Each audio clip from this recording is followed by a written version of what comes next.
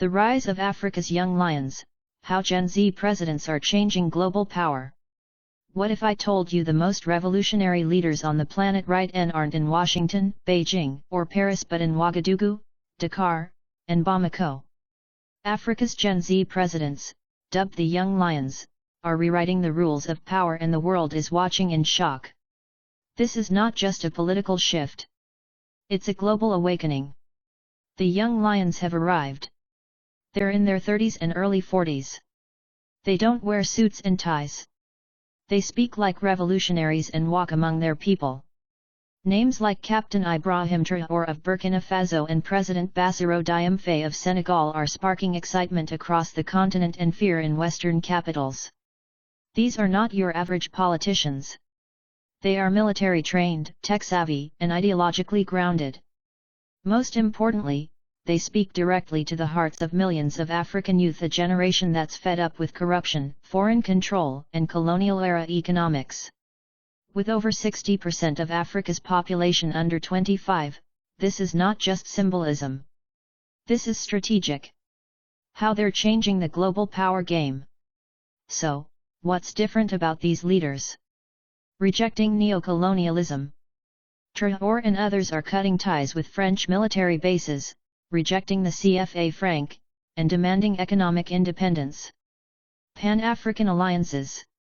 New regional coalitions like the Alliance of Sahel States, EAS, made up of Mali, Burkina Faso, and Niger are forming an African security bloc free from foreign domination. Youth inclusion and direct democracy. Gen Z leaders are using social media, street dialogues, and grassroots organizing to stay in touch with their base, something Western elites haven't mastered. Ditching the dollar and embracing multipolarity. They're openly supporting the BRICS alliance, creating trade agreements in local currencies, and inviting China, Russia, and others to invest on African terms. This isn't just a power grab, this is a redefinition of sovereignty. Why the West is nervous? Let's be honest, the Western world has long treated Africa as a playground for cheap labor, raw materials, and geopolitical manipulation.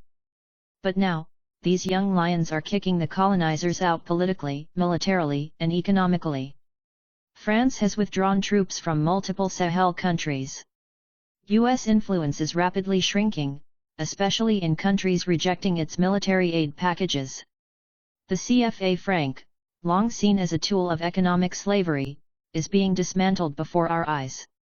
Western media paints these leaders as military strongmen, anti-democratic, or dangerous populists. But on the streets of Ouagadougou or Bamako, they are seen as liberators.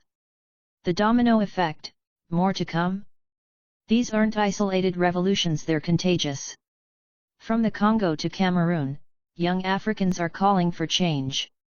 The message is simple: we want leaders who look like us, think like us, and fight for us. Thousands now show up at rallies waving not French or US flags, but Russian, Burkinabe, Pan-African, and sovereign national flags. The old guard backed by the IMF, France, or the US State Department is running out of time. Even former Western allies are now calling for currency reform, military sovereignty, land redistribution, digital infrastructure built by Africans for Africans. The world map is tilting, and it's because Africa's youth is rising. Why this moment is historic? This isn't just about Burkina Faso or Senegal.